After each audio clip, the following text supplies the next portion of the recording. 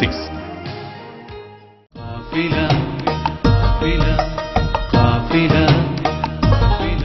അസ്സലാമു അലൈക്കും വറഹ്മത്തുള്ളാഹി വബറകാതുഹു.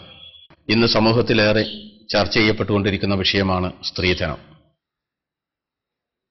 വിവാഹത്തോടനുബന്ധിച്ചുകൊണ്ട് വധുവിന്റെ കുടുംബം വരന് നൽകുന്ന സാമ്പത്തിക സഹായങ്ങളാണ് സ്ത്രീധനം കൊണ്ട് ഉദ്ദേശിക്കപ്പെടുന്നത്.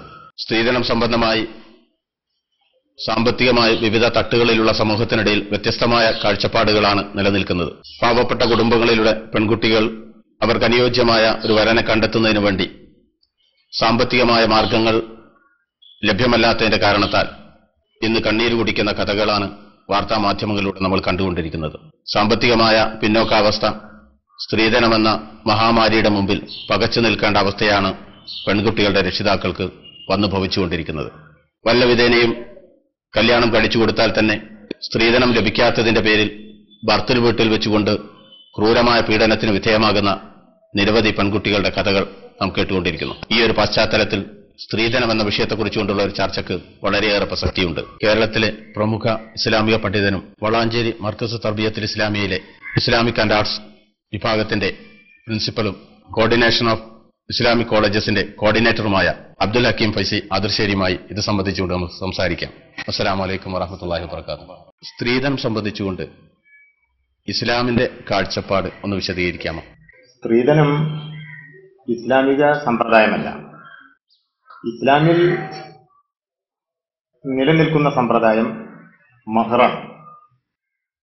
പുരുഷൻ സ്ത്രീക്ക് നൽകുന്ന മഹർ. ഇതാണ് ഇസ്ലാമിന്റെ ആചാര രീതികളിൽ ഇന്നും നിലനിൽക്കുന്ന സമ്പ്രദായം. സ്ത്രീധന സമ്പ്രദായം ഇസ്ലാമിക സമ്പ്രദായങ്ങളുടെയും ആചാര രീതികളുടെയും പട്ടികയിൽ വരുന്നില്ല എന്ന് തീർത്തു പറയാൻ സാധിക്കും. മഹർ സമ്പ്രദായം വളരെ പരിമിതിപ്പെടുത്തിക്കൊണ്ട് സ്ത്രീധന സമ്പ്രദായം എന്ന ഈ വ്യവസ്ഥ ഇത്രത്തോതിൽ വർദ്ധിക്കാനുണ്ടായ കാരണം, അതിന്റെ ചരിത്ര പശ്ചാത്തലം ഒന്ന് വിശദീകരിക്കാൻ കഴിയും? കേരളത്തിൽ സല്ലല്ലാഹു അലൈഹി വസല്ലം തങ്ങളുടെ കാലത്ത് തന്നെ ഇസ്ലാം കടന്നു വന്നു എന്നത് ഒരു ചരിത്ര യാഥാർത്ഥ്യമാണ്. ഇന്ത്യയുടെ വിവിധ ഭാഗങ്ങളിൽ മുസ്ലിംകൾ മറ്റു സമൂഹങ്ങളുമായി ഇഴുകിച്ചേർന്നാണ് ജീവിച്ചു പോന്നിട്ടുള്ളത്. അക്കാരണത്താൽ മുസ്ലിങ്ങളുടെ ആചാര രീതികളിൽ മറ്റു സംസ്കാരങ്ങളുടെയും ആചാര രീതികളുടെയും സ്വാധീനം ഉണ്ടായിട്ടുണ്ട് എന്നത് ഒരു യാഥാർത്ഥ്യമാണ്. ഇസ്ലാം നബിയുടെ കാലത്ത് തന്നെ കടന്നു വന്ന ഒരു പ്രദേശം എന്ന നിലക്ക് അങ്ങനെയുള്ള വ്യതിയാനങ്ങൾ സംഭവിക്കുകയില്ല എന്ന് വിചാരിക്കാൻ ന്യായമില്ല. കേരളത്തിലെ മുസ്ലിംകൾക്കിടയിൽ ഇങ്ങനെയുള്ള സ്ത്രീധന സമ്പ്രദായം കടന്നു വരാൻ സാമൂഹിക ശാസ്ത്രപരമായിട്ടുള്ള ചില കാരണങ്ങളുണ്ട് എന്നാണ് ഞാൻ മനസ്സിലാക്കുന്നത്. കേരളീയമായ അല്ലെങ്കിൽ ഇന്ത്യൻ സംസ്കാര ആചാര രീതികളിൽ നിന്ന് ഉണ്ടായിത്തീർന്നിട്ടുള്ള ഒരു സമ്പ്രദായമാണ് സ്ത്രീധന സമ്പ്രദായം. സ്ത്രീധനം എന്ന പ്രശ്നത്തിന്റെ പേരിൽ കേരളത്തിൽ അല്ലെങ്കിൽ നമ്മുടെ ഇന്ത്യയിൽ വർദ്ധിച്ചു വരുന്ന ഈ സ്ത്രീധന സമ്പ്രദായത്തിന്റെ പേരിൽ പ്രായമെത്തി നിൽക്കുന്ന പെൺകുട്ടികളുടെ രക്ഷിതാക്കൾ, സാമ്പത്തികമായി പിന്നോക്കാവസ്ഥയിൽ നിൽക്കുന്ന രക്ഷിതാക്കളും പെൺകുട്ടികളും ഇതിന്റെ പേരിൽ വളരെ പ്രയാസത്തിലാണ്. എന്നാൽ അതേസമയം നമ്മുടെ അറബ് രാജ്യങ്ങളിൽ മഹറിന്റെ അളവ് വർദ്ധിച്ചതിന്റെ പേരിൽ അല്ലെങ്കിൽ വലിയ മഹർ ചോദിക്കുന്നതിന്റെ പേരിൽ പുരുഷന്മാർ വൈവാഹിക ജീവിതത്തിൽ പ്രവേശിക്കാൻ കഴിയാതെ ചെറുപ്പക്കാർ ബുദ്ധിമുട്ടുന്ന ഒരവസ്ഥ അവിടെ കാണുന്നുണ്ട്. ഈ മഹറിലെ ഈ വർധനവ് അല്ലെങ്കിൽ വലിയ തോതിൽ മഹർ വാങ്ങി പെൺകുട്ടികളുടെ രക്ഷിതാക്കൾ ചെറുപ്പക്കാരിൽ പുരുഷന്മാരിൽ നിന്നുകൊണ്ട് സാമ്പത്തികമായ ഒരു നേട്ടമുണ്ടാക്കാനുള്ള മാധ്യമമാക്കി ഈ മഹർ സമ്പ്രദായത്തെ അവിടെ മാറ്റുന്നില്ലേ? ശരിയാണ്. വാസ്തവത്തില് ഇത് ഒരു പ്രശ്നത്തിന്റെ രണ്ട് വശങ്ങളാണ്. സ്ത്രീധനം നിരുത്സാഹപ്പെടുത്തപ്പെടേണ്ടതാണ് എന്നതുപോലെ മഹറിന്റെ റേറ്റ് ഉയർത്തിക്കൊണ്ടുപോവുക എന്നുള്ളതും നിരുത്സാഹപ്പെടുത്തപ്പെടേണ്ടതാണ്. സഹാബത്തിന്റെ കാലത്ത് തന്നെ മഹറിന്റെ റേറ്റ് ഉയർത്തുന്ന പ്രവണത ഉണ്ടായപ്പോൾ മഹാനായ ഉമർ ഇബ്നുൽ ഖത്താബ് റളിയല്ലാഹു അൻഹു ഉൾപ്പെടെയുള്ള സഹാബിമാർ ആ പ്രവണതയെ നിരുത്സാഹപ്പെടുത്തുകയും അതിനെതിരെ സമൂഹത്തെ ബോധവൽക്കരിക്കുകയും ചെയ്തിട്ടുണ്ട് എന്നത് ശരിയാണ്.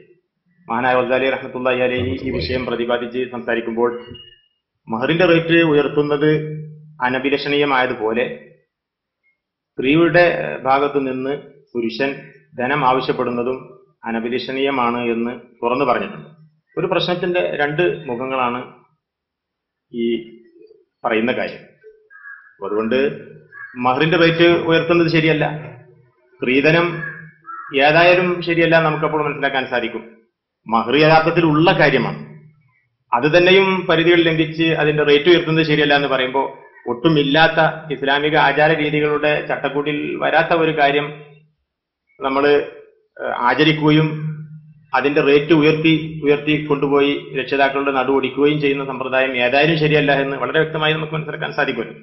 അപ്പോ ഈ സ്ത്രീധന സമ്പ്രദായം നിഷിദ്ധമാണ് എന്നാണോ അങ്ങയുടെ അഭിപ്രായം? നിഷേധിക്കപ്പെടേണ്ട കാര്യം തന്നെയല്ലേ ഇത്? ഇതിലെന്താ സംശയിക്കാൻ? വാസ്തവത്തില് സ്ത്രീയുടെ രക്ഷിതാവ് സ്ത്രീധനമായി നൽകുന്ന ഈ വലിയ തുക തുറന്ന മനസ്സോടുകൂടി അല്ല നൽകുന്നത് എന്ന കാര്യം നമുക്ക് എല്ലാവർക്കും അറിയാം. ആളുകളുടെ മുന്നിൽ കൈകാട്ടി ഇരിക്കക്കുര വിറ്റ് ഉണ്ടാക്കുന്ന പണം അത് പൊരുത്തത്തോടു കൂടിയാണ്, സംതൃപ്തിയോടു കൂടിയാണ് നൽകുന്നത് എന്ന് വിചാരിക്കാൻ ഒരു ന്യായമില്ലല്ലോ. പൊരുത്തമില്ലാതെ നൽകപ്പെടുന്ന യാതൊരു സംഭാവനകളും യാതൊരു പാരിതോഷികങ്ങളും സ്വീകരിക്കാൻ പാടില്ല എന്ന് പണ്ഡിതന്മാർ വളരെ വ്യക്തമായി വെട്ടിത്തുറന്ന് പറഞ്ഞിട്ടുള്ളതാണ്. പൊരുത്തപ്പെട്ടാണെങ്കിൽ കൊടുക്കാൻ പറ്റും. പൊരുത്തപ്പെട്ടാണെങ്കിൽ കൊടുക്കാം എന്ന് പറയുന്നത് ശരി തന്നെയാണ്. പക്ഷെ പൊരുത്തപ്പെട്ടല്ലല്ലോ നൽകുന്നത്. പൂർണ്ണ തൃപ്തിയോട് കൂടിയാണ് പൊരുത്തപ്പെട്ടാണ് നൽകുന്നത് എങ്കിൽ പിന്നെ അത് പാടില്ല എന്ന് പറയാൻ ന്യായമില്ല. അങ്ങനെയാണെങ്കിലേ ഈ സ്ത്രീധനം കൊണ്ട് ഒരുപാട് ഗുണങ്ങളില്ലേ? അതായത് ഉദാഹരണത്തിന് സൗന്ദര്യമില്ലാത്ത, വിദ്യാഭ്യാസമില്ലാത്ത പെൺകുട്ടികളെ കല്യാണം കഴിച്ചു കൊടുക്കുന്ന പല രക്ഷിതാക്കളും വലിയ സാമ്പത്തിക സൗകര്യങ്ങൾ ചെയ്തു കൊടുത്തിട്ടാ.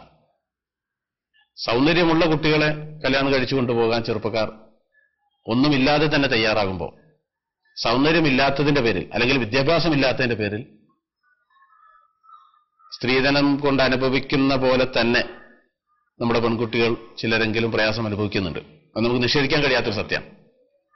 അപ്പൊ സ്ത്രീധനം കൊണ്ട് ഈ വിഷയവുമായി ബന്ധപ്പെടുമ്പോൾ സ്ത്രീധനം കൊണ്ട് ഗുണമുണ്ടെന്നല്ലേ നമ്മൾ മനസ്സിലാക്കേണ്ടത്?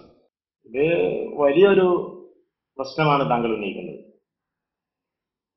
സൗന്ദര്യം ഉള്ള പെൺകുട്ടികൾ സ്ത്രീധനമില്ലാതെ വിവാഹം ചെയ്യപ്പെടുന്നുണ്ട് എന്ന് യാഥാർത്ഥ്യബോധത്തോടു കൂടി പറയാൻ കഴിയുമെന്ന് ഞാൻ വിചാരിക്കുന്നില്ല. പ്രവാചകൻ സല്ലല്ലാഹു അലൈഹി വസല്ലം ഒരിക്കൽ സ്ത്രീയെ വിശേഷിപ്പിച്ചത് പളുങ്ക് പാത്രം എന്നാണ്. പളുങ്ക് പോലുള്ള പെൺകുട്ടികളെ ധാരാളം സ്ത്രീധനം കൊടുക്കേണ്ടതായിട്ട് വരുന്നുണ്ട്. സുന്ദരികളെ സ്ത്രീധനം വാങ്ങാതെ എല്ലാവരും യുവാക്കൾ വിവാഹം കഴിച്ചു കൊണ്ടുപോകുന്ന ഒരു പ്രവണത ഇവിടെ നിലവിലില്ല എന്നത് ശരിയാണ്.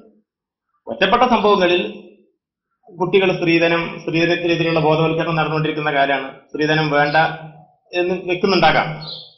അങ്ങനെയുള്ള സന്ദർഭങ്ങളിൽ അവര് സൗന്ദര്യം ഉള്ള പെൺകുട്ടികളെ അന്വേഷിക്കുന്നുണ്ടാകാം. അതൊക്കെ ഒറ്റപ്പെട്ട കേസുകളാണ്. ശരാശരി സമൂഹത്തിൽ നിന്ന് നടന്നുകൊണ്ടിരിക്കുന്നത് സൗന്ദര്യവും വേണം, ധാരാളം പണവും വേണം എന്നുള്ളതാണ്. സൗന്ദര്യം എന്ന് പറയുന്നത് ആപേക്ഷികമായിട്ടുള്ള കാര്യമാണ്. അപ്പോൾ സൗന്ദര്യം പരിഗണിച്ച് വിവാഹം ആലോചിച്ച് നടക്കുന്ന ചെറുപ്പക്കാരുണ്ടാകാം. പക്ഷെ സമൂഹത്തില് സുന്ദരികൾക്കും വിരൂപകൾക്കും ഒക്കെ കല്യാണം കിട്ടണമെങ്കിൽ കോരി വാരി കൊടുക്കണമെന്ന അവസ്ഥ നിലനിൽക്കുകയാണ്. സൗന്ദര്യം എന്ന് പറയുന്നത് അത് പടച്ചവന്റെ സൃഷ്ടിയാണ്. സ്ത്രീധനം തുടങ്ങിയിട്ടുള്ള അത്യാചാരങ്ങൾ നമ്മുടെ സൃഷ്ടിയാണ്. പടച്ചവൻ ഒരു പെൺകുട്ടിയെ വിരൂപയായി പടച്ചു എങ്കിൽ ഞാൻ എന്റെ വകയായിട്ട് ഒരു വൈതരണിയും കൂടി കിടക്കട്ടെ സ്ത്രീധനം, അങ്ങനെ പറയുന്നത് ശരിയല്ലല്ലോ. സ്ത്രീധനം എന്ന് പറയുന്നത് നമ്മുടെ സൃഷ്ടിയാണ്. നമ്മൾ അതിനെതിരെ ബോധവൽക്കരണം നടത്തുകയും ആ അത്യാചാരം ഇല്ലായ്മ ചെയ്യാൻ ശ്രമിക്കുകയും ചെയ്യണമെന്നാണ് പറയുന്നത്. ഇതിനേതായാലും സമൂഹത്തിൽ നമ്മൾ നിരുത്സാഹപ്പെടുത്തേണ്ട ഒരു കാര്യമാണ് എന്ന കാര്യത്തിൽ പക്ഷാന്തരല്ല. ഇത് സംബന്ധമായി ഏറ്റവും കൂടുതൽ ഞാൻ ആമുഖമായി സൂചിപ്പിച്ചുവല്ലോ, കേരളത്തിൽ മുസ്ലിങ്ങൾക്കിടയിൽ സ്ത്രീധനത്തിന്റെ ആധിക്യം വളരെ കൂടുതലുണ്ട് എന്ന് സത്യമാണ്, നിഷേധിക്കാൻ കഴിയില്ല.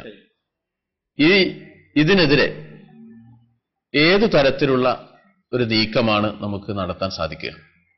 അത് സംബന്ധിച്ചൊന്ന് വിശദീകരിക്കാൻ കഴിയും? ഞാൻ മനസ്സിലാക്കുന്നത് കേരളീയ മുസ്ലിം സമൂഹത്തില് സ്വാധീനമുള്ള മുഖ്യധാര പണ്ഡിത സംഘടന ഈ സമ്പ്രദായത്തെ നിരുത്സാഹപ്പെടുത്താനുള്ള ശ്രമം നടത്തേണ്ടതാണ്. നിരുത്സാഹപ്പെടുത്തുക എന്ന് പറയുന്നത് അതിന്റെ സാമൂഹികമായിട്ടുള്ള വശങ്ങൾ അത് പരിഗണിച്ച് ചെയ്യാവുന്നതേ ഉള്ളൂ. സാമൂഹികമായി ഇത് ഒരു വലിയ വിപത്താണ് എന്ന കാര്യത്തിൽ ആർക്കും തർക്കിക്കാൻ കഴിയുമെന്ന് തോന്നുന്നില്ല. സമൂഹത്തിൽ ഇതിനെ തുടർന്നുണ്ടാകുന്ന ആത്മഹത്യകളും അപകടങ്ങളും അക്രമങ്ങളും എല്ലാവർക്കും അറിയുന്നതാണ്. അപ്പോ ആ രീതിയിൽ ഇതിനെ നിരുത്സാഹപ്പെടുത്താനുള്ള എല്ലാ സ്കോപ്പും ഉണ്ട് എന്നാണ് ഞാൻ മനസ്സിലാക്കുന്നത്. എന്തായാലും സ്ത്രീധനം എന്നത് സമൂഹത്തെ വരിഞ്ഞു മുറുക്കിയ വലിയൊരു വിപത്താണ് എന്ന കാര്യത്തിൽ പക്ഷാന്തരല്ല. അതിനെതിരെ ഏതു നിലക്കുള്ള ഒരു നീക്കമാണ് നമുക്ക് നടത്താൻ സാധിക്കുക? ഈ ചോദ്യം ചോദിക്കുമ്പോൾ കേരളത്തിൽ ഏറ്റവും കൂടുതൽ സ്ത്രീധന സമ്പ്രദായത്തിന് അടിമപ്പെട്ട ഒരു സമൂഹം മുസ്ലിം സമുദായമാണെന്ന് നമുക്ക് നിഷേധിക്കാൻ കഴിയില്ല.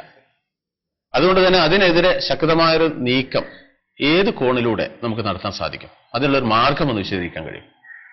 പ്രധാനമായും മഹല്ലുകൾ കേന്ദ്രീകരിച്ചുള്ള പ്രവർത്തനമാണ് നടക്കേണ്ടത്.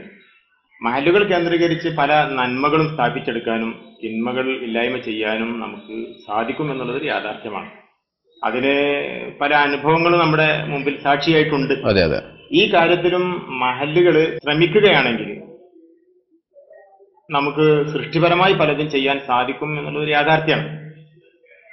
സ്ത്രീധനം ഒരു അത്യാചാരമാണ്, അത് ഒരു വലിയ സാമൂഹിക ദുരന്തമാണ് എന്ന കാര്യത്തിൽ ആർക്കും തർക്കമുണ്ടാവില്ല. അപ്പൊ ആ നിലയ്ക്ക് അതിനെ നിരുത്സാഹപ്പെടുത്തുക, അതിന്റെ മതപരമായിട്ടുള്ള വിധി പറയുന്നതിന് മുമ്പ് സാമൂഹികമായി ഒരു വലിയ വിപത്താണത് എന്ന രീതിയിൽ പ്രശ്നത്തെ നോക്കി കാണാൻ ആ രീതിയിൽ അതിനെ നിരുത്സാഹപ്പെടുത്താൻ മഹല്ലുകൾക്ക് സാധിക്കും. മഹല്ലുകള് പല തീരുമാനങ്ങളും കൈക്കൊള്ളാറുണ്ട്. ആ തീരുമാനങ്ങളൊക്കെ നമ്മുടെ ഫിഖ്ഹിന്റെ വീക്ഷണത്തില് പ്രഖ്യാപിതമായ വിധികൾ രേഖപ്പെടുത്തപ്പെട്ട കാര്യങ്ങൾ ആകണമെന്നില്ല. ഒരു മഹല്ലിന്റെ നേതൃത്വം എന്ന നിലക്ക് ഫിഖ്ഹിന് അല്ലെങ്കിൽ ശറഈന് വിരുദ്ധമല്ലാത്ത ചില തീരുമാനങ്ങൾ, സാമയികമായിട്ടുള്ള ചില തീരുമാനങ്ങൾ മഹല്ലുകൾക്ക് കൈക്കൊള്ളാൻ സാധിക്കും. ആ രീതിയിൽ നമ്മുടെ നാട്ടിൽ ഈ ഒരു ആചാരം നമുക്ക് നിർത്തലാക്കാം എന്നവർക്ക് തീരുമാനിക്കാവുന്നതേ ഉള്ളൂ. അതൊരു സാമ്പത്തികമായിട്ടുള്ള കാര്യമാണ്. അത് വേണ്ടതില്ല എന്ന് വെക്കാൻ രക്ഷിതാക്കൾക്ക് കഴിയും, മഹല്ലിന്റെ നേതൃത്വത്തിന് കഴിയും, പണ്ഡിതന്മാർക്ക് ആ രീതിയിൽ സമൂഹത്തെ ബോധവൽക്കരിക്കാൻ സാധിക്കും. ആ രീതിയിൽ ഒട്ടധികം ശ്രമങ്ങൾ നടക്കേണ്ടതുണ്ട് എന്ന് പറയാൻ ഞാൻ ആഗ്രഹിക്കുകയാണ്. ഒരു സംവാദമോ അല്ലെങ്കിൽ ഒരു വാദപ്രതിവാദമോ അല്ല നമുക്ക് ആവശ്യം. ഇതൊരു അത്യാചാരമാണ്, ഒരു ദുരന്തമാണ്. അതിനെ ഇല്ലായ്മ ചെയ്യാൻ നമ്മൾ തുറന്ന മനസ്സോടുകൂടി ശക്തമായൊരു മുന്നേറ്റം നടത്തുന്നത് വളരെ അനിവാര്യം. തീർച്ചയായും ഈ രംഗത്ത് നമുക്ക് ശക്തമായ ഒരു മുന്നേറ്റം നടത്താൻ സാധിക്കുമെന്ന് തന്നെയാണ് നമ്മൾ പ്രതീക്ഷിക്കുന്നത്. ഞങ്ങളോട് സഹകരിച്ചതിന് നന്ദി. ഇങ്ങനെയുള്ള കാര്യങ്ങൾ സമൂഹത്തോട് പറയാനുള്ള അവസരം ലഭിച്ചു എന്നത് വളരെ വലിയ അനുഗ്രഹമായിട്ട് ഞാൻ കാണുകയാണ്. ഇതിന് കടമൊരുക്കിയിട്ടുള്ള നിങ്ങൾക്ക് എല്ലാവർക്കും ഞാൻ മനസ്സ് തുറന്ന് നന്ദി രേഖപ്പെടുത്തുകയാണ്.